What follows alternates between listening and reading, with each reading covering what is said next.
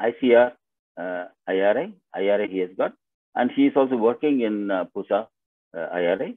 He has got a master's award certificate from IIM Lucknow, and he has got about 100 papers published. He has guided 20 MTech students, and he has also worked with projects funded with the DST, World Bank, ICR, CPI. And he has given 50 live recorded programs on national Doordarshan, all these channels. He has been to, as well as he's worked, as well as he got acknowledgements from Masao, that is from Israel, and Novedades Agricolas from Spain, for the work he has done in protective cultivation, drip irrigation in IRI. He has been recently involved as technical expert and member of DST, TIFAC GOI, National Water Mission, Ministry of Water Resources, and Bureau of Indian Standards, National Horticultural Board. He is also a member of ISAE and Indian Society of Water Management and Indian Society of Protective Cultivation. He has 21 years experience of teaching, and we already know him already, this group. So he has been dedicated for the protective cultivation. The floor is yours, Dr. Murtaza. Thank you, Dr. Ismail sir. Respected Gajendra Singh sir, Dr. Tiwari sir, Indramani sir, Ajay Singh sahab, my colleagues speaker today, Dr. Sandeep Jain, and other colleagues from ICR, from SAUs, and also from Indian Society of Agriculture Engineers, and one very important attendees today, and he shall speak today also, one very professional farmer, Mr. Sunil Sharma from Alwar, Rajasthan. I welcome you all. It's really a privilege to talk on the topic that is related to protected cultivation, and then it is very much related to urban agriculture also, and then very concerted efforts have been going on to promote this technology from government sides, from entrepreneur sides, from different bodies also now. So now, first I will share my screen and then start the presentation.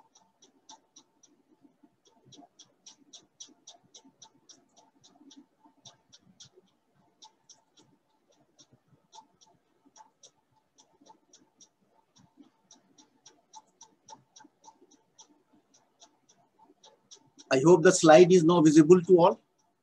The first slide. Yes, yes, okay. Go ahead, please. Okay. So the topic is today is that is the protected cultivation technology, research and initiatives. This is the picture from the place where I am working at present. That is the Center for Protected Cultivation Technology. It is located at IARI, and our farm especially, that is 25-acre farms where we are doing all the concerted efforts towards the main focus that is on protected cultivation technology. Coming to the first slides, that is the topic, that is the protected cultivation of horticulture crops. In brief, what it is all about. So first, that what I could understand it, that this technology particularly, it's a very good, you can say, mixture or amalgamation of engineering, agriculture, and automation. And nowadays there is a word that is the controlled environment agriculture. It's a very common words now being used by different funding agencies, specialists, and many foreign institutes also, where lots of courses going on related to this controlled environment agriculture. So protected cultivation is very much related to it. And then we have been listening about one of the type of farming, that is the precision farming that we say, where we apply all the inputs in the right time, right place, and right amount. So I think this technology certainly deals with it. Then one of the common things is that why we at present need this technology, especially in a country like India.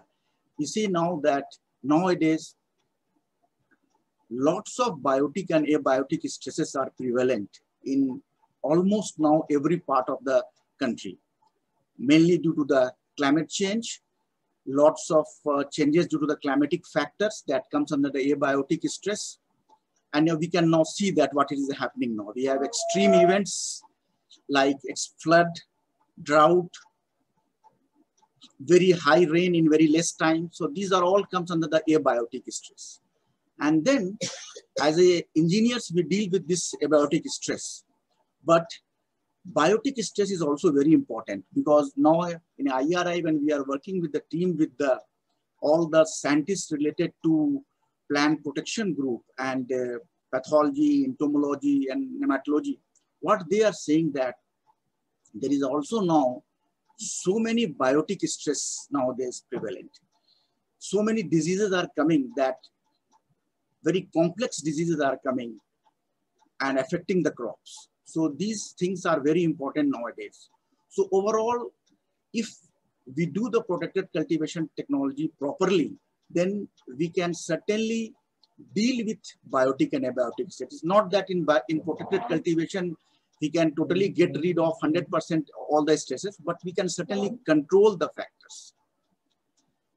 Then another very important point is that we have been working on lots of aspects like automation, IoT, and sensors, which clearly shows us through the research that when we use this type of modern tools, it helps in ultimately increasing the production, then decreasing the energy part, better management, and also saving of inputs. Then, especially in northern India, it is very difficult to have the round-the-year cultivation. We have extreme summer, we have extreme winter also. So in modes, especially how to do the round-the-year cultivation possible. So protected cultivation also helps in these facts. There are lots of examples of protected cultivation like greenhouse, net house. These are the words that we listen very, very commonly in presentations. Nursery, tunnels, shade net, shelters. I will show these structures in my subsequent slides. Then what we could found that when we use this type of technology, there is a lot of saving of water and nutrient through the use of water harvesting, drip fertigation, other modern irrigation tools, and fertigation tools, which is possible through the protected cultivation. And now, some very advanced module of protected cultivation in the form of vertical farming, in the say like soilless, hydroponics, and aeroponics nowadays. These are the tools, and you can say the latest advanced modules of protected cultivation, in which now many universities, IITs, NIITs, and the State Agriculture University, now they are working. This slide I included that because this technology is nowadays also have been using for entrepreneurship development. So there are few technology that we have tried so far, and they have been tried by different ICR institutes also. That naturally ventilated greenhouse, or almost you can say zero energy model greenhouse with low pressure drip fertigation. So this is one of the models particularly used by Indian farmers in remote conditions. Then plug tray nursery raising technology, in which in the greenhouse, we do not do the crop production, but we actually raise the nursery and sell the seedlings. This technology particularly, we have found it is very popular for entrepreneurship development. Then we have modified different protected structures and grow different horticulture crops as per the need of the farmer, as per the need of the particular area, as per the agroclimatic regions. And then it has also been found good technology for entrepreneurship development. And then now presently, these advanced protected cultivation modules, as I've discussed in the last slide, many entrepreneurs and the professionals, they are coming and for entrepreneurship development, having the background, mostly I found in engineering, in management, and also defense sectors. Many in defense, many persons are getting retired very early and they want to do some modern cultivation, especially now the peri-urban cultivation, you can say, in the form of vertical farming, whether it is soilless, hydroponics and aeroponics. Many entrepreneurs are coming to us, and then we are trying to help us through our institute, through our center for protected cultivation technology. I could find some reference that worldwide, what is the major, the countries having the greenhouse production. Although it's slightly old data, but 2016 data says that you can see that China almost 28 lakh hectares. Now it is almost around 50 lakh hectares. Korea, Spain, Japan, Turkey. At that time, 2016-17, in India, it was almost only about 30,000 hectares. But now I will show you in the next slide, the present data also. The Italy. So these are the few countries where mostly you can say that China is leading. Spain is also doing very good work. And then many other countries, they are, you can say, pioneer in this type of technology and doing lots of protected cultivation. The Indian scenarios, as I told you, that relatively it's a new technology, and then the total area covered around 2016-17 was 30,000 hectares. The leading states, Maharashtra, Karnataka, Himachal, northeastern state, Uttarakhand, Tamil Nadu and Punjab. But nowadays, lots of cultivation have been going on in northern part of India. Eastern part of India is also coming up. Unfortunately, the crops covered in the protected cultivation are very limited. Almost around 10 to 12 crops, mostly the high value horticulture crops, whether it is in the vegetable side, very popular crops are cucumber, tomato, cherry tomato, capsicum, melons. Now lots of greens like lettuce and all the green herbs, they are the new crops. And in the flower sector, we have rose, gerbera, carnation, chrysanthemum.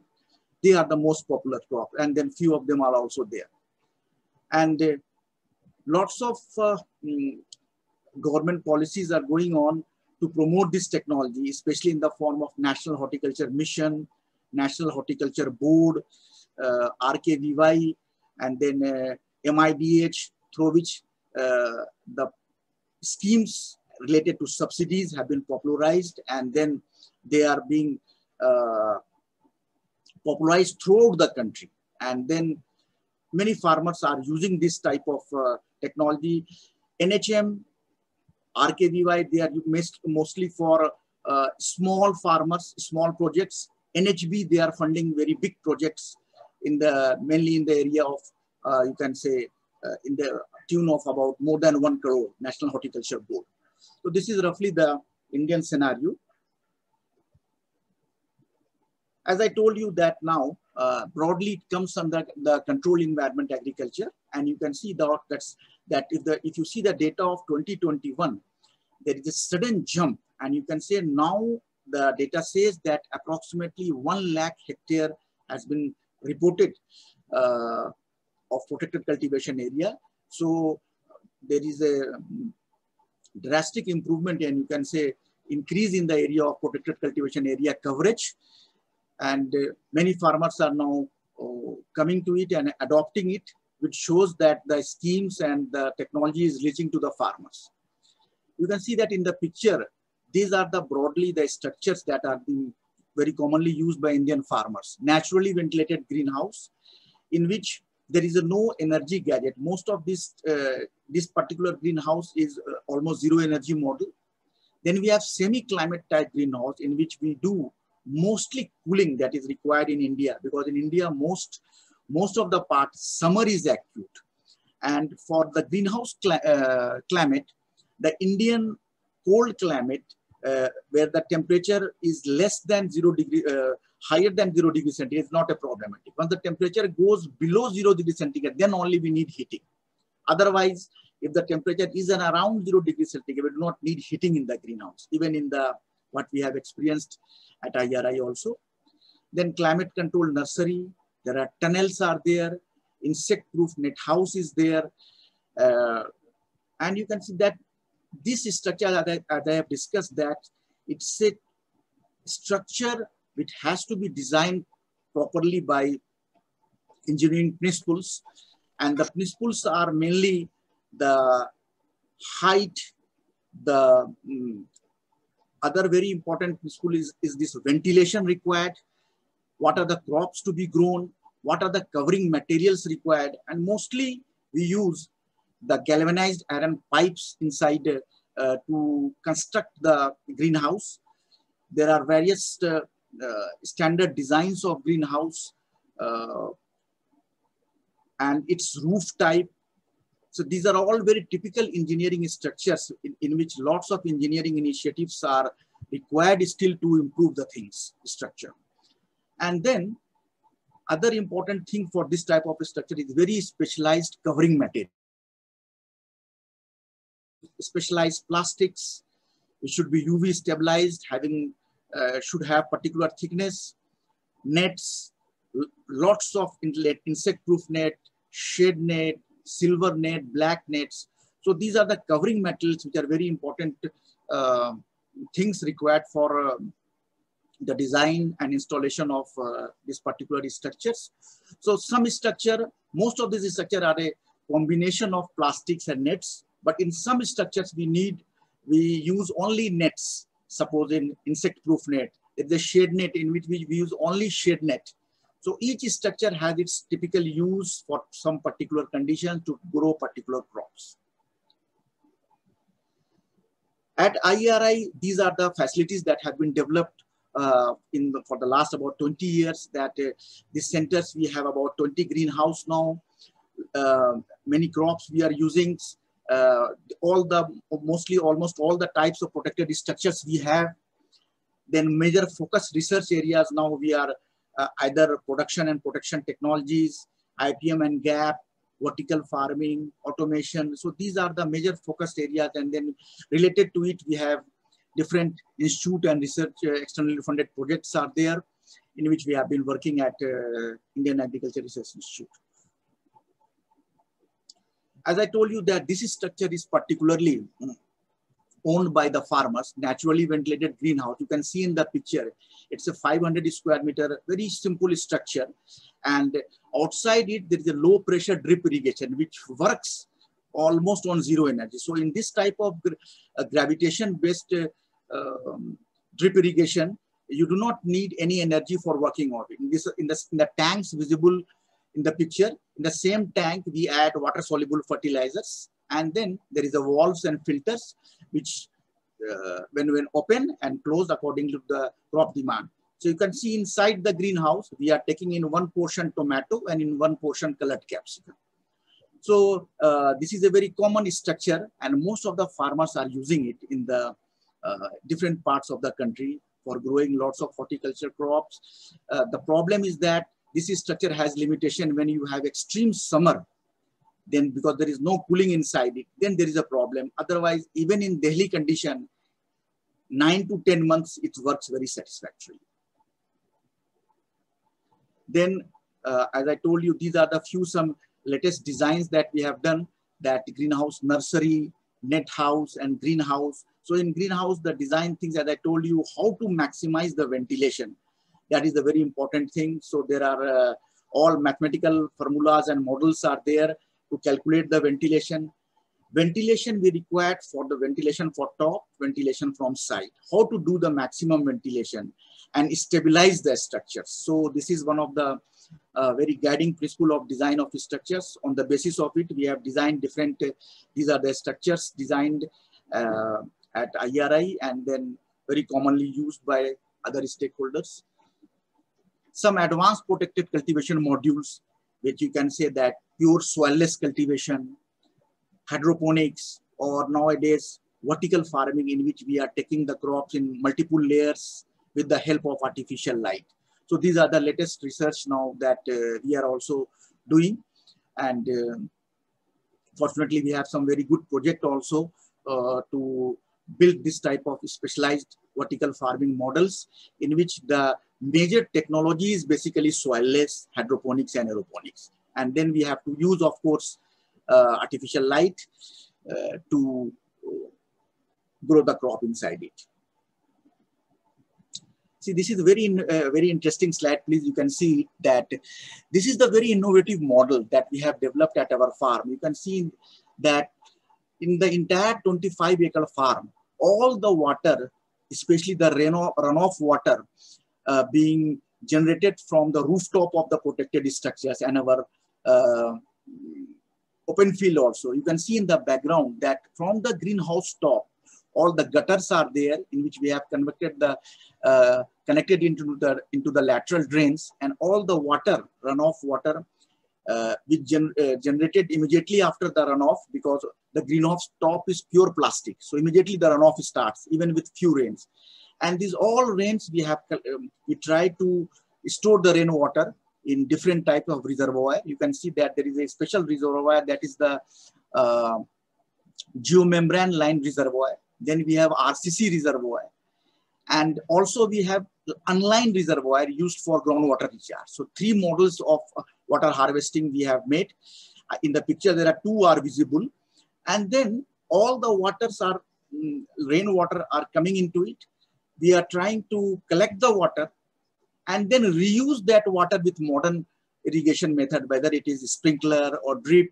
So this is the thing, that how we first collect the rainwater and then reuse that water. Many farmers are doing very good work on this line and doing good work. So collect the water and reuse that water, making the protected cultivation module sustainable in terms of water. Then these are some modern machines we are using for fertigation management. We have very specialized filtration machine, which can, this particular splint clean disc filtration machine, this can handle even a small river to clean the water, especially to get rid of major suspended impurities.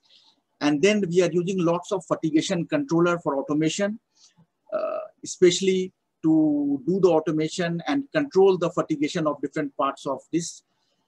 We have developed one indigenous irrigation scheduler also with the help of, in one DST project, we have taken the help of CDAC, Mohali, and then developed this particular indigenous irrigation controller. These are the machines mostly used for the automation and also for fertigation management in protected cultivation. Then, as I told you that in automatic drip fertigation method, we are using especially in all our farms, where there is a dedicated fertigation controller unit, and then specialized fertigation field layout, some solar power fertigation also we are doing, and try to use collectively this model so that it helps in overall saving of water and saving of nutrient also in protected cultivation. What we have found, that you can see that in this data, that there is a clear-cut advantage that if you take a particular crop, say tomato, when you grow this crop in open field with surface irrigation, you get the crop water productivity only around 12 kilogram per meter cube. And you see, if you use same crop in the semi-climate controlled greenhouse with the drip irrigation, you can see there is a almost 7 times increase. The crop water productivity goes 80 kilogram per meter cube. It is possible only that we get high production and use less water. So the productivity is yield per unit use of water. So when we have high yield and less water, there is a clear-cut jump. You can see that in the picture, that this is only to show one particular crop, that there is a clear-cut advantage of using greenhouse for increase the crop water productivity. Lot of sensors we are using for protected cultivation sensor, whether it is soil moisture sensor, fertigation sensor, climatic sensor, disease monitoring sensor, we have very few. Nutrition deficiency sensor, they are very costly, still we have to import. Fruit quality sensors are also costly. So mostly most of the sensors, you can see that some sensors are available in our country. They are cheap. They are being used now also by the growers, but not all. Many sensors are still very costly. And especially if you take the sensor and to be used in for automation, then sometimes the sensors are very, very costly. Dr. Hasan, sorry. interrupt another couple of minutes if you can. Yes, wind up. Very good. Thank you. See now we are evaluating different sensors for greenhouse crop water productivity. You can see that the crop is chrysanthemum, in which we evaluated the things. These are the grow bag and container soilless system based greenhouse, in which in the greenhouse we are taking the crops totally without soil. You can say that is the grow bag technology, so totally soilless media based technology. Then this is the latest research that we have designed the indigenous model of aeroponic system, in which the crops are being hanging in the air and we spray the crops, the water and nutrition. We have done its complete automation, and recently we have developed the IoT modules for it also.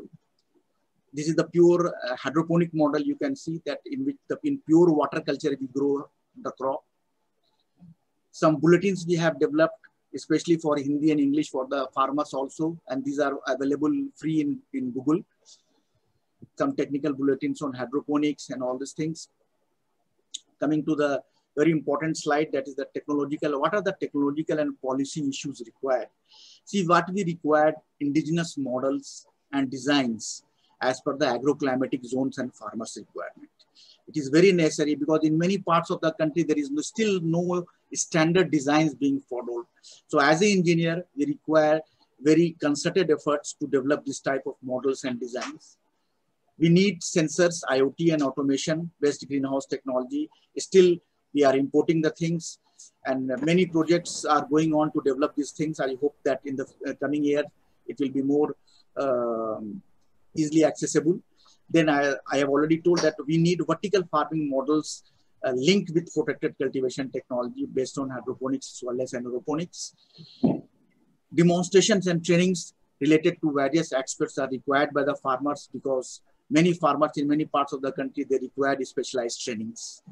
Then finally, for the success of the models, what we have found in our experience, that individually protected cultivation is not successful. They are successful only when we have the cluster approach and there are FPO-based business models. So these things are very important to have successful models as entrepreneurship development for the farmers. So whenever there is a cluster of things, we found that it is very good. And also the FPO, there are many FPOs are doing very good work. Thank you very much. Thank you, Dr. Murtaza. I think next I would like to invite the Sunil Sharma. I would request Murtaza Hasan to also introduce